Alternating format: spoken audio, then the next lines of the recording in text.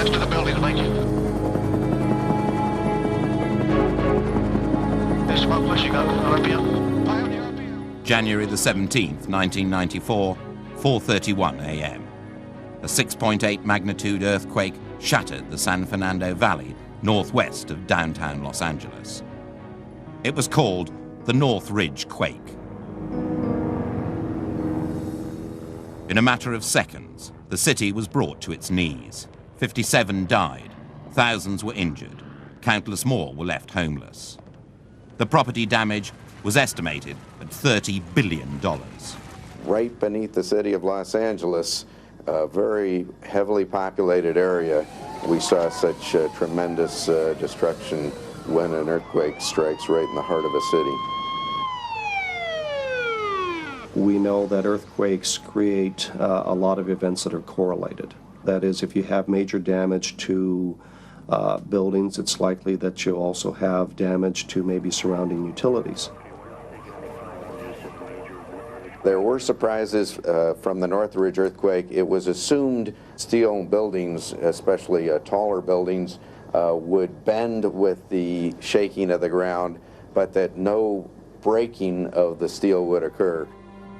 The devastation caused by the Northridge quake proved those assumptions were wrong. But what if that quake had only been a prelude to a second, even more devastating seismic event? What if, on January the 24th, 1 week after Northridge, an earthquake 60 times stronger had struck Los Angeles?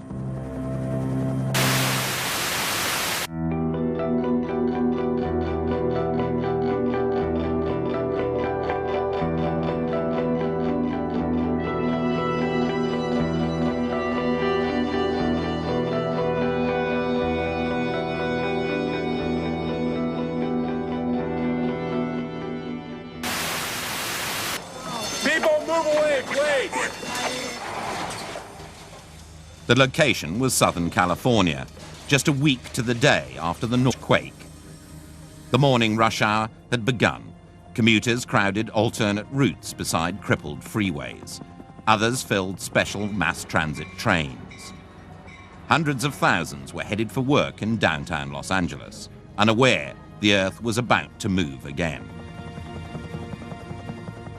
Then, at 9:01 a.m. on January the 24th, 1994, a 7.8 struck Los Angeles along the most heavily populated corridor on America's west coast. Southern California was thrown into a seismic abyss.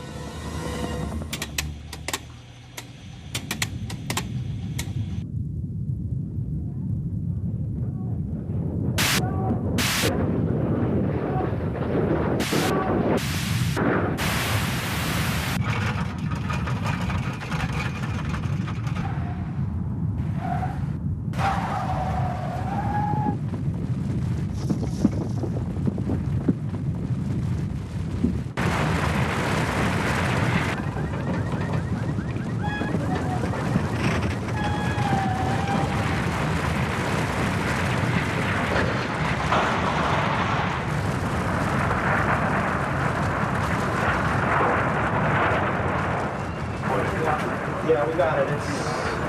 It's a 7.4. It was the worst natural disaster in US history.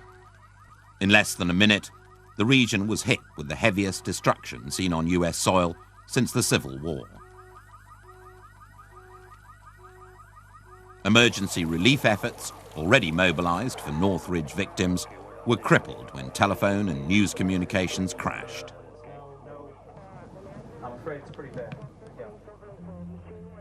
From the epicenter in Culver City, waves of destruction rippled out at a speed of 4.5 kilometers a second, releasing nearly a megaton of deadly energy, 80 times the power of Hiroshima's atomic blast, all across Los Angeles and Orange counties. Rico, have you got that thing ready to go? We're wired? Traffic reporter Tony Hines provided America with the first accounts from deep within the quake zone. About 1 hour ago, I'm sure you all know, we were hit by a tremendous earthquake, a 7.8, a 7.4, at least they're saying. Stay off the freeways, stay away from the ramps. Many sections of freeway are going to be undrivable. Communications were horrendous. I mean, they were absolute chaos. Nobody knew anything. You had rumors flying, half-truths, double counting about fatalities. What was going on at the station? Well, yeah, the station was desperate to get a crew into downtown, and, well, the traffic helicopter was in the air nearby, so I was it. California Congressman Tom Monroe was in Washington at the time. It was probably one of the hardest days of my life. I was here. My family was 3,000 miles away. We'd only heard that it was bad, very bad. I remember it was a little after noon, and I tried calling. I didn't know whether they were alive or dead. And I tried the Federal Emergency Management Agency, I tried FEMA, I tried the networks. I couldn't get through. It was impossible.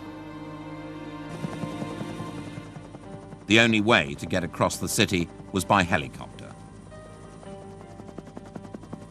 300 highway structures and overpasses lay in ruins. Already crippled by the Northridge quake, LA's web of freeways were torn to ribbons of tarmac. On the ground, many buildings were reduced to rubble, while some reinforced structures were damaged but remained standing. Major insurance companies braced themselves for massive losses. With a population of more than 15 million, the LA region was the equivalent of the fourth largest state. Never had such destruction been inflicted on so many people. Fires were everywhere and quickly spreading out of control. The ports of LA and Long Beach, the commercial gateway for 50% of America's imported Asian goods, were enveloped by oil fires. For the first time in history, all electrical power in Orange and Los Angeles counties was lost. 95% of all telephone communications were also knocked out. It was as though Southern California had simply disappeared from the map.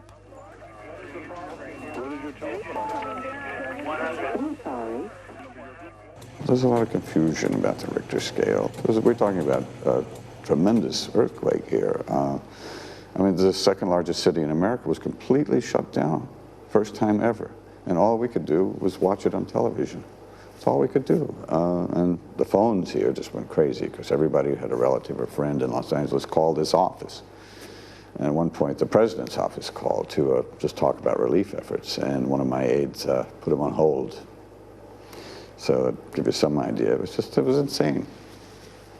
One of the problems in an earthquake is that you have fires starting at the same time, your transportation systems go out, you have people without information, water is disrupted, which means that many places are really on their own in terms of taking care of themselves. You're going to have to handle this situation there for a long time by yourself because there's no paramedics available. Despite a state-sponsored earthquake preparedness campaign just a year earlier, the quake caught most people completely by surprise. My company, which does public opinion surveys by telephone, interviewed 600 Californians, and we asked them about their preparation for a major earthquake. We were surprised to find that 3 out of 5 told us that they had no idea they were supposed to get under a strong table in the event of a major quake. And then we found that 1 out of 3 said they had absolutely nothing in their house in terms of preparation for an earthquake emergency. But perhaps the most disturbing finding we had in that survey was that in the work, people had no training, no equipment, no idea what would happen or what they should do in the event of a major shake. Stand back, sir. Thank you. In the Great LA Quake, at least 2,000 people were killed when they rushed out of high-rise buildings in panic, while those remaining inside the buildings, especially on higher floors, endured endless seconds of terror. By taking shelter under his desk, Donald Tuttle may have saved his own life. I felt literally like a 7-year-old kid back in grammar school.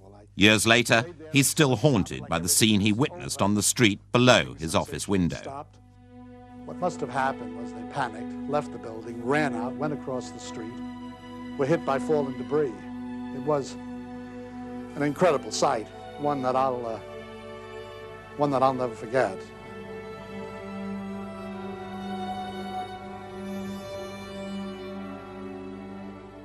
From Beverly Hills to Anaheim, 300,000 buildings were destroyed or heavily damaged by the Great LA Quake of 1994. Rumors spread that dozens of high-rise office buildings had literally been shaken apart. Well, I filed a report from what was left of the Cintrex building.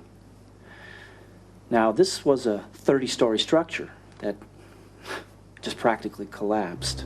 The cameraman had to put a radio mic on me because I could not hold the microphone, the regular microphone in my hand without it shaking. The Cintrex building has nearly fallen over. As you can see, there is almost nothing left of this building. Those that were saved were rescued by co-workers who refused to panic.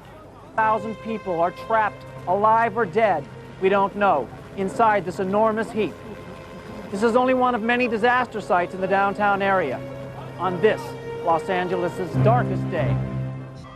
As night fell, the emergency relief workers were frantically trying to keep up with an endless flood of victims.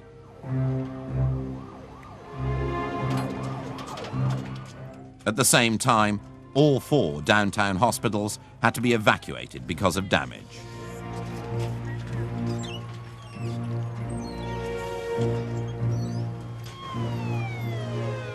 Local TV correspondent Sally Engelman became America's prime source for reports on LA's growing health crisis. 432. Nearly 50% of all hospital beds in LA County have been lost to the quake, and estimates of victims requiring hospitalization range from 35 to 50,000. Here at St. Mark's, the hospital is operating on emergency power. All surgery rooms are filled, and in the parking lot, doctors are currently deciding and trying to maintain patient comfort for those who cannot be saved. They might get the light. Hey, people need to back up. Back up now. I mean, it was just incredible. We found out later antiseptics, bandages, antibiotics, anesthetics. And for the citizens of Los Angeles, the terror was only beginning.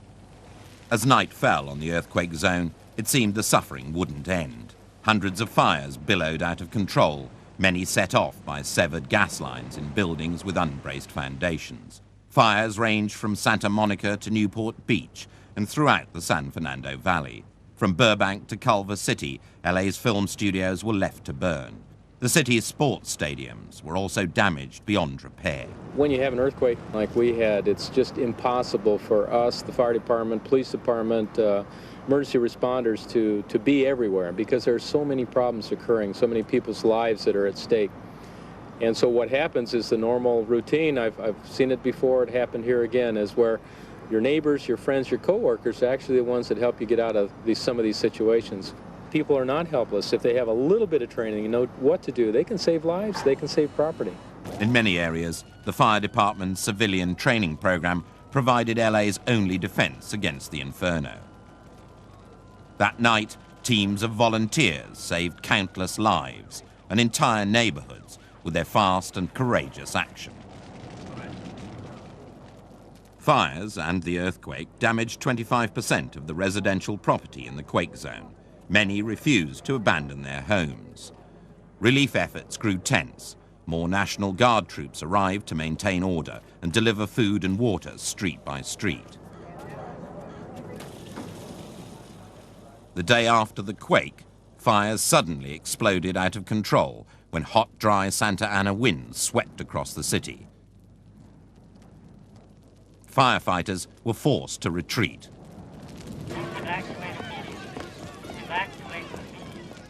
The intense blaze threatened to engulf all of Los Angeles. The winds fueled a mile-long inferno, sparked by fallen power lines in the hills above Hollywood. We're still having a little trouble getting into 94 on a quarter. Have a major gas leak explosion. Lower Canyon and fire. We can't see anything though. We can't, everything is out over here. We do not have enough units to respond to this right now.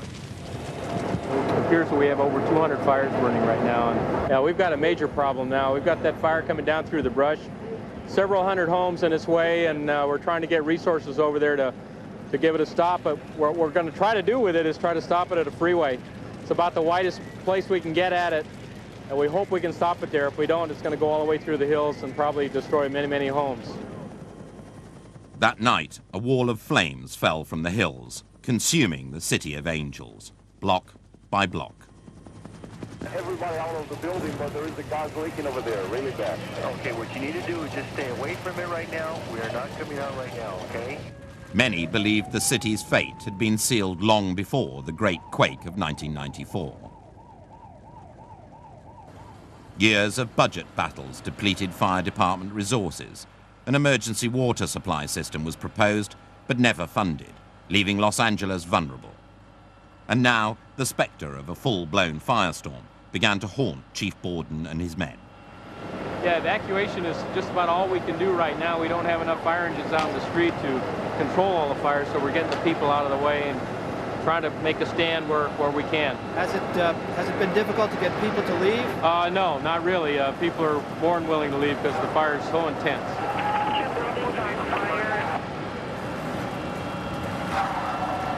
Okay, we're going to get to later as soon as we can. Thank you.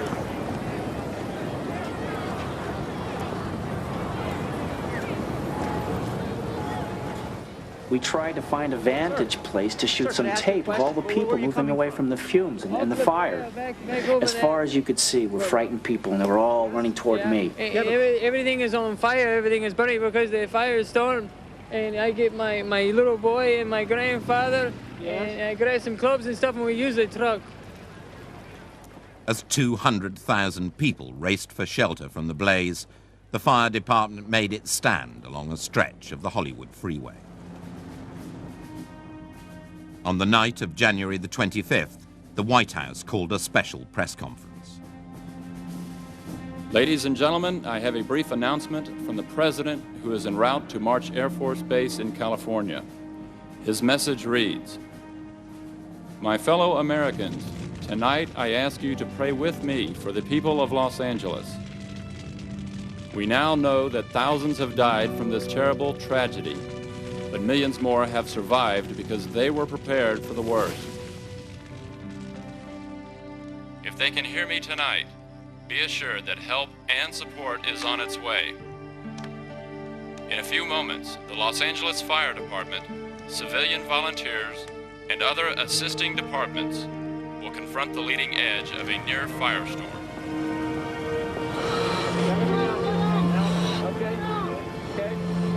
Tonight we wish these courageous firefighters Godspeed. And meanwhile, our hearts go out to the survivors of this terrible quake."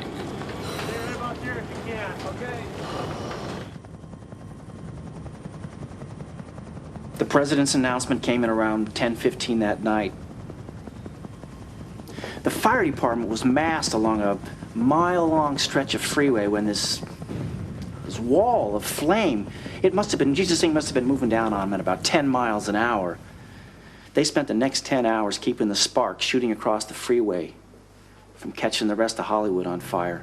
All that way out. Yeah, Roger, Division. Task Force 89, we've got the west side clear, and we're moving to the south side.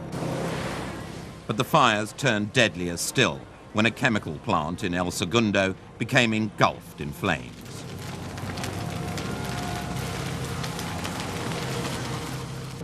"21 firefighters were overcome and many exposed to noxious gases when an explosion sent a torrent of chlorine gas soaring into the night sky.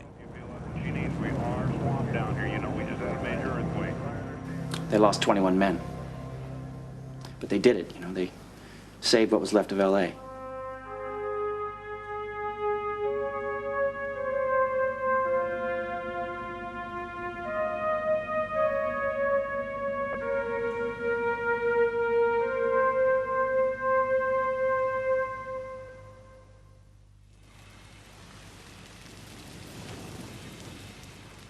Many believed that the inferno would ultimately destroy the entire city of Los Angeles, but the fires were not the worst effect of the great LA quake of 1994.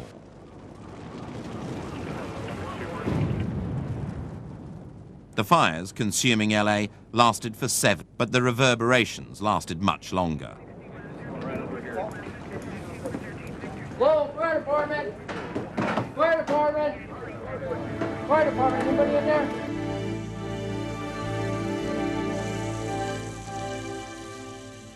Long before the cost of the damage could be assessed, world financial markets were in chaos, but speculators weren't waiting.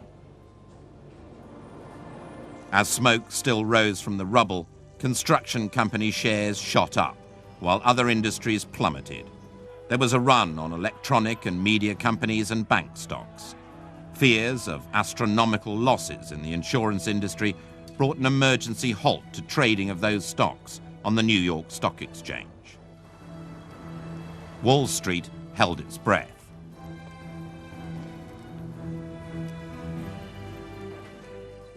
By March, insurance claims offices in Southern California were overwhelmed by frantic policyholders. 50% of Los Angeles had been destroyed or heavily damaged, and 18% of that had been insured.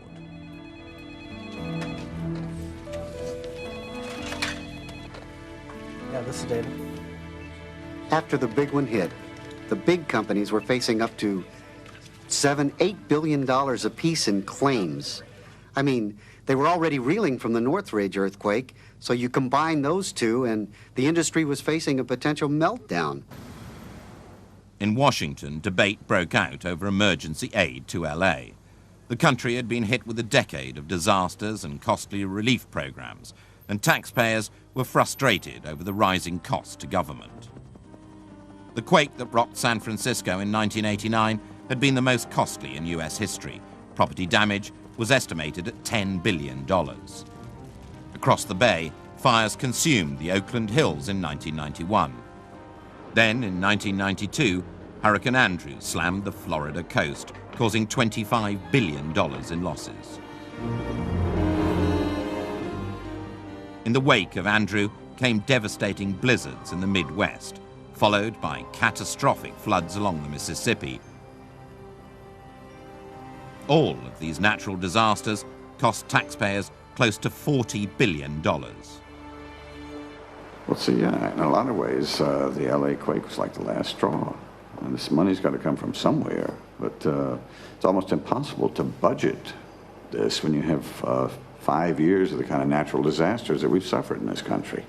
Well, you take FEMA, for example. They're running on empty almost because they didn't know what hit them. And I'm running around with my damage estimates in one hand, my relief plans in the other, going from committee to committee, trying to find funding for this. By March of 1994, the bills from Northridge and the Great LA Quake were mounting, and LA plunged deeper into recession. Hundreds of thousands lost their jobs. Many had to walk away from heavily mortgaged homes. California's banks and mortgage lenders were left with immense debts. Meanwhile, the nation's insurance companies were in a state of shock. In every area of what we considered our financial services structure, there was panic. We go from a company that was on one day serving 20 million customers with assets of over $10 billion, that because of our obligations to pay the claims that resulted from the quake, we're a company with no assets. We've liquidated everything to meet our claims obligations. We don't have any asset base on which to sell insurance in the future. 3 months after the Great LA Quake, insurance losses soared to more than $120 billion. By April, roughly a third of the US property and casualty insurance industry faced total collapse. You know, it's rather ironic. The economists were saying before the major earthquake struck, if it should happen, it's only going to be a drop in the bucket, even if it's up to $50 or $60 billion, no problem. But what they didn't count on was the effects in the market that actually having big major insurance companies go bankrupt. During a period known as the 10 Days of May, scores of major insurance companies made it official. They were out of business. This morning, owing to record claims arising from losses sustained in the earthquakes of Northridge and Los Angeles, State Home Insurance Company regrets that it can no longer meet its liabilities. I have a question. Are you going to have money to finish paying claims? We are right now working on that and hope to have answers soon.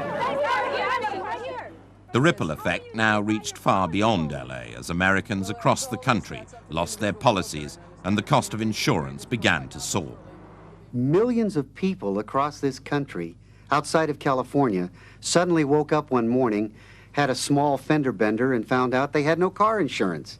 Had a little fire in the kitchen. Now they don't have any homeowners insurance. And thousands of other people were actually questioning, because of the information that was coming out of California, whether they had insurance or they didn't have insurance. So it didn't matter. If you lived in Texas or you lived in New York or Rhode Island, everyone was becoming a victim of the Los Angeles earthquake. Over 100 national insurance companies filed bankruptcy. They stopped writing policies on everything, including homes and cars. So for quite a while, they weren't building new houses, they weren't buying new cars, because they just couldn't get insurance. So what could you do? You've got to remember that when insurance companies are in so much trouble, it affects people all across America. I mean, it's not just the people in California who are affected by this. But of course, in California, you've got, well, like you've got the guy whose his car is in his neighbor's pool. You've got a small homeowner, say, with a big mortgage, whose all of his property's just been completely destroyed. And I mean, they needed to have their claims paid. They needed loans. I mean, we have a lot of work to do, because these people needed help.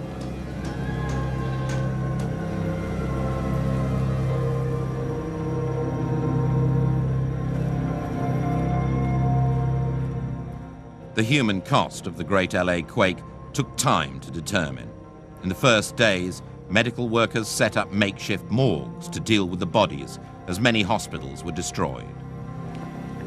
White, female, roughly 50, wedding ring. 875435.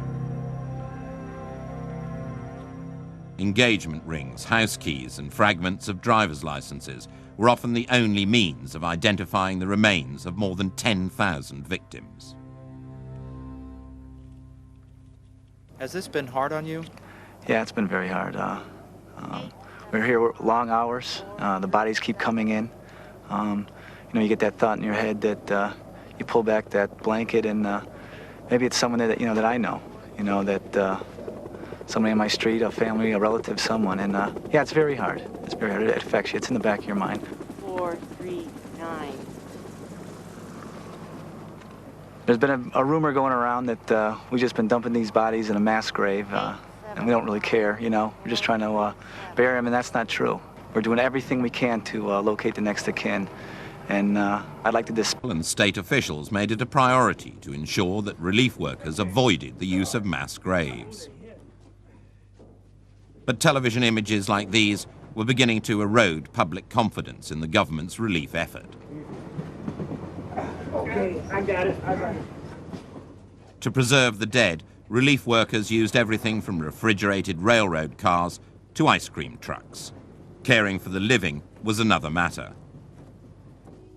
From the first night of the quake, survivors banded together in makeshift camps, with everyone contributing what little they had homes. By the end of the first week, the National Guard had erected sprawling tent cities from Malibu to the San Fernando Valley, providing shelter for an estimated 800,000 Southern Californians. TV images showed a city in ruins, yet often the cameras caught scenes of kindness as survivors worked together to build a new life. In the tent camps, officials tackled problems from hygiene to simply getting people to eat what was available.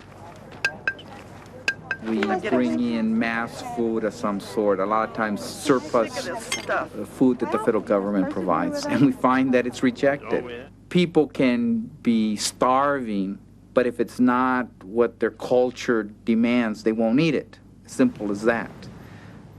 In Washington, the Surgeon General warned that LA's entire water supply was vulnerable to a host of diseases, like those that plagued Mexico City after its 1985 quake. 3 aqueducts, the California, the Colorado River, and the Los Angeles, were the city's only source for water. They all ruptured in the quake. Water supplies from city reservoirs were also compromised.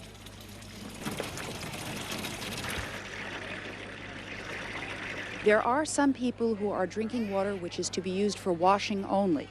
A waterborne parasite is now preying on some of the tent camps here in Los Angeles. It's called Cryptosporidium. The National Guard distributed bottled water to prevent a full-scale epidemic. But the greatest threat in the tent cities wasn't disease, but the fear of loss. Many families were separated, and information was scarce. Many people were still living in the tent cities in the summer of 1994. For some, after the stress of losing everything, life was becoming too much to bear. Hello, Mr. Kemp. This man lost his entire family to the quake and refused offers of help from psychiatric social workers.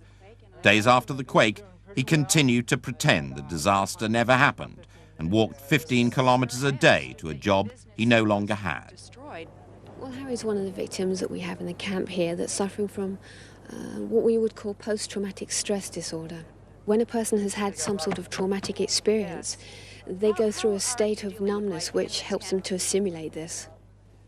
In the first 6 months, the National Institute of Mental Health would document over 6 million cases of psychiatric disorders, from mild to dysfunctional, directly related to the disaster. If you're looking at people remaining in these tent cities, you will start seeing many of the social dysfunctions that we would normally see, but in a superficial type of environment, which I think can be even more problematic. And yet, amidst the hardship, the uncertainty, and the chaos, there was hope.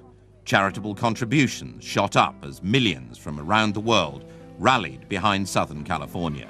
Adaptability in adversity was the difference between life and death.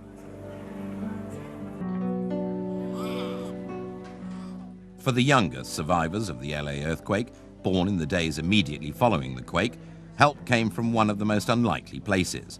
Because city hospitals were operating without electricity, many babies born were saved by the inventiveness of the train drivers. Trainmen from Southern Pacific were able to park this diesel on a nearby spur.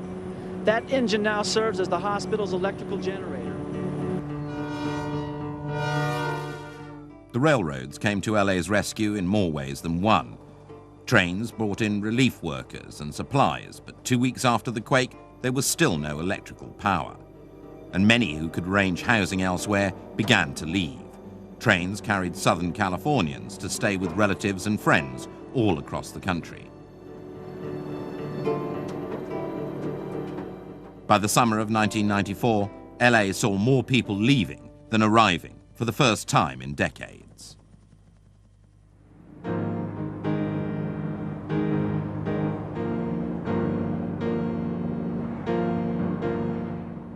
In the months after the quake, the industry that made Hollywood famous made a tough decision.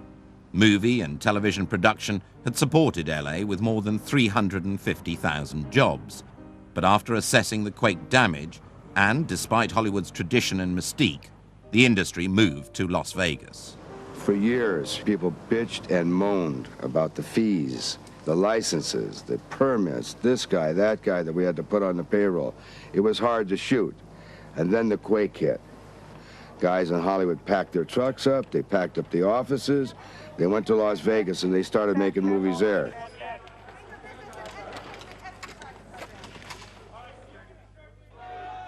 After the studios left the city, concerns over damage from the Great Quake were reignited in the financial markets, where disasters are measured in dollars and cents.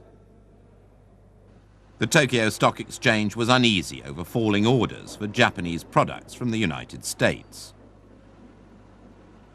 Before the quake, the ports of LA were the first points of entry for 1 in 4 Japanese cars headed for US showrooms. Rushed across country, Japanese goods continued their journey to American markets and buyers in Europe. But months later, LA's ports remained closed. The price of Japanese goods rose sharply to cover the increased cost of shipping to ports like Seattle and Vancouver. As prices rose, orders fell. Already in recession, the Japanese economy faced its World War II.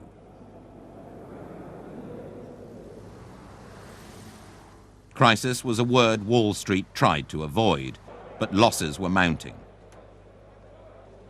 After the 10 days of May, when 1/3 of the insurance industry collapsed, the crisis on Wall Street finally happened.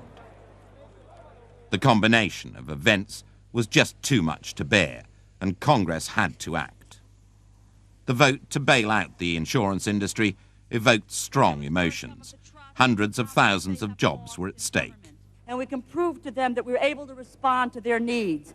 It is pro-growth, pro-housing, pro-savings. It's a joke. We're not doing anything today. People are mad. You forgot about 650,000 people in this country who were put out of work. The question in this bill today is, where does the money go? And my position is that you ought to support what we're proposing here in the name of the President. While the debate raged on, foreign investors began to take a second look at the American economy.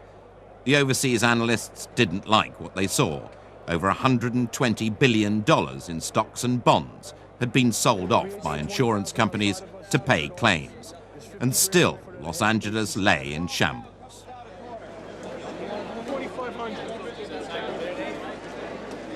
Interest rates were fluctuating wildly. The bond market was still in a spiral. And the best word I can use to describe what happened is it was utter panic. All of a sudden, the investors overseas started pulling back and saying, whoa, wait a minute, maybe this is worse than we had figured. And so we better not go in there. We better wait. We better wait and see before we start putting any more money in. And that caused even more fear and more panic to happen within the stock markets back here in America, because the foreign companies were absolutely staying away. They weren't investing. G7 leaders met today in Geneva to discuss growing economic tensions between the United States and Japan. The Japanese and the United States lowered tariffs on automobiles to offset a slump in car sales in America and Europe. This as prices of auto and electronic stocks fell on the Tokyo Exchange for the third straight. A nationwide poll reports 51% of the American public are angry with the government for its lack of a sound economic plan to deal with disasters like the Great Quake of '94. The results were published today in the... And finally, the White House has endorsed a new bill that bails out the insurance industry, but demands more stringent quake-proof building codes before the president will sign off on the legislation. Well, you see, so many people were affected by this quake, and it was like the SNL situation in the 80s. I mean, we had to save the insurance companies, just like we had to bail out all the savings and loan institutions, because, I mean, there's this big ripple effect. If the insurance companies are in trouble, then the pension funds get in trouble, and then people really start to worry. So when the stock market crashed, I mean, we knew we really had to do something. So we had to pass the insurance relief bill, and we did.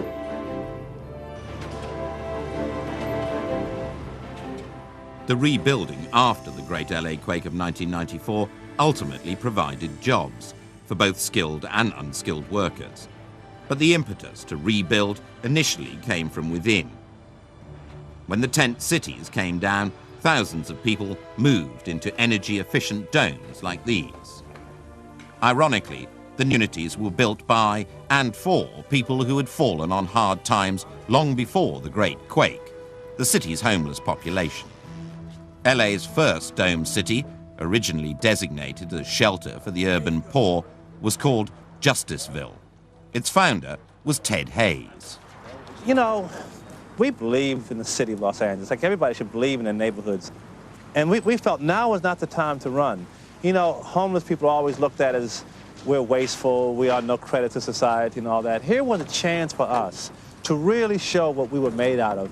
And we stood our ground for this city, man. Just like this country was founded by homeless people, well, it was homeless people decided we're going to stay here and we're going to be an example. We're going to say we can rebuild this city. Initially, after the earthquake, there was lots and lots of help and lots of hope. The rubble was cleaned off the streets, and optimism was apparent.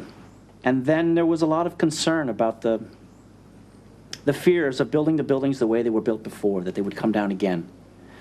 So red tape became red tape, and red tape became red tape.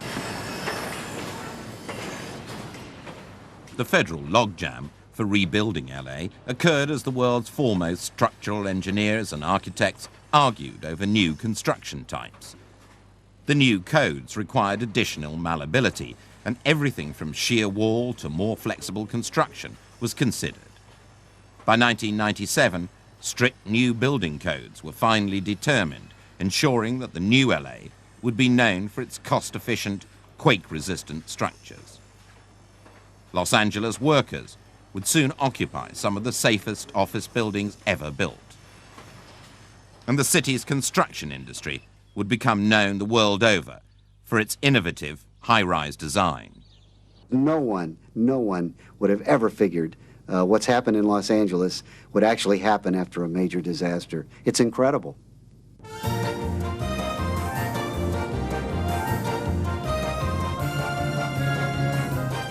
But even after the film industry moved to Las Vegas, LA was still able to exploit its cinematic heritage. Tourism built renewed interest in LA, the city once known for its unique glamour. Hi, Dodo. Only, please.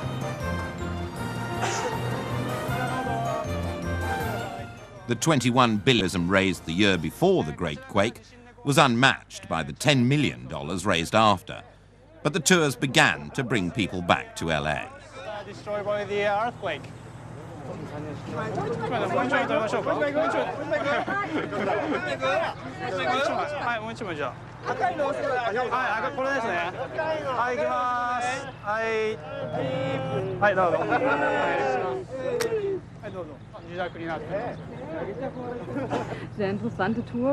Yes, very interesting tour so far, and we're having a lot of fun, but it's a shock to see what happened here because of the earthquake.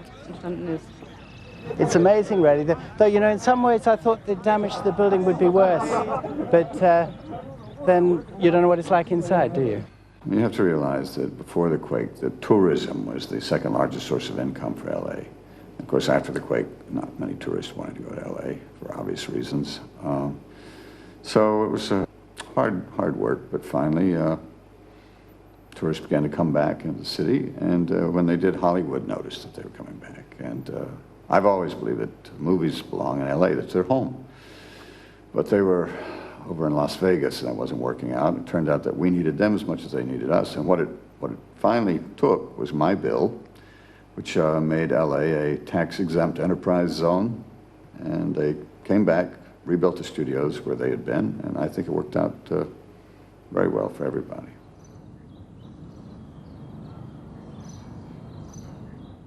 By 1998, the film industry had been lured back to Los Angeles, executives insisting their return had nothing to do with the generous tax incentives offered by the city. At the same time, Los Angeles began to cash in on a windfall from Asia's Pacific Rim. The region had become the world's economic powerhouse and wanted to sell more goods to the US. Companies from Taiwan, Hong Kong, Japan, South Korea, Singapore and China were choosing LA for their US headquarters.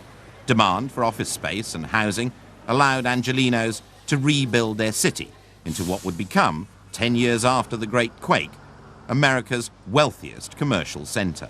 For many years, Los Angeles had prided itself on being the gateway to the Pacific Rim. We just didn't anticipate that a 7.4 earthquake was going to be one of the catalysts that brought the Pacific Rim into an even closer business relationship with this city, but in fact it did.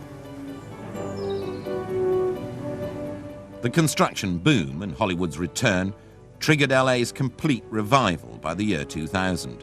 Companies eager to trade with the Pacific Rim were fighting over real estate.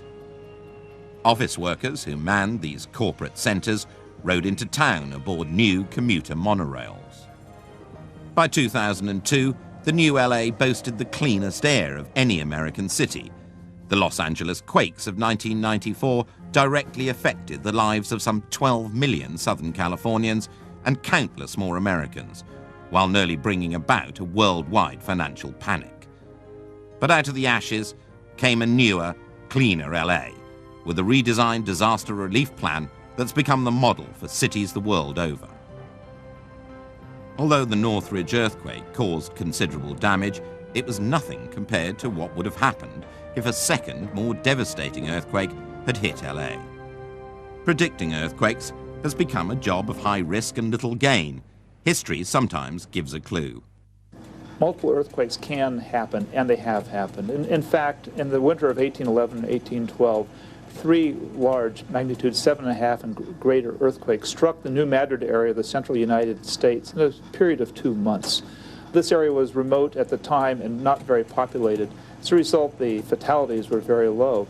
The Mississippi River was said to flow backwards for 3 days, and 5,000 square miles of forest land had been leveled by the force of the shock. This earthquake could happen again, and if it did, the devastation would affect major cities like Memphis and St. Louis and dozens of smaller cities in the area. Coincidentally, in 1812, there were also 2 very large earthquakes in Southern California, one on the San Andreas Fault and one in Santa Barbara. Were we to replay that historic sequence today, 5 very large earthquakes in urban areas, it would certainly change the course of American history. We're not helpless in an earthquake. There are steps that can be taken by individuals, companies, agencies. But you can only get ready if you start taking these actions today and not put them off until tomorrow. Tomorrow is when the earthquake will occur.